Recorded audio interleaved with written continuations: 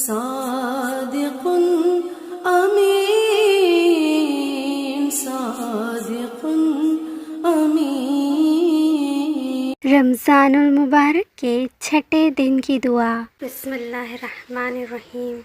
اللہم لا تخذلنی فیہ لتعرضی معصیتک ولا تضربنی بسیاتی نقیمتک وزحزحنی فیہ من موجبات سخطک بمنک وایادک یا منتہی رغبت الراغبین۔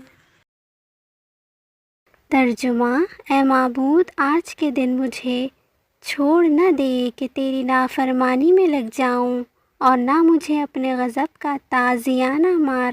آج کے دن مجھے اپنے احسان و نعمت سے، مجھے اپنی ناراضی کے کاموں سے بچائے رکھ، اے رغبت کرنے والوں کی آخری امیدگاہ۔ Oh Allah, do not abandon me in it when I am exposed to transgressing your limits. Do not whip me with the whips of your wrath.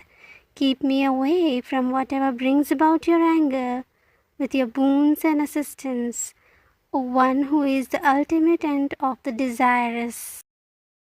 ناظرین، ہمارے چینل اللہ باقی کو ضرور سبسکرائب کریں اور ساتھ میں لگے بیل نوٹیفیکیشن کو بھی آن کر دیں۔